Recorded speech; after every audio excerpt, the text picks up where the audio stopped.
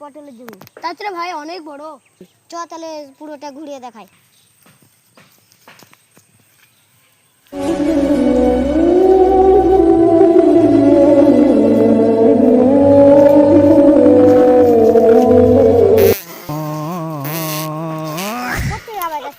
তাই তো রে ভাই, মনে হচ্ছে হাগার আওয়াজ।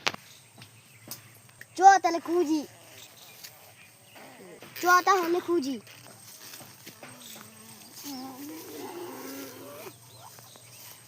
আদিত্যও পেয়ে গেছি, আই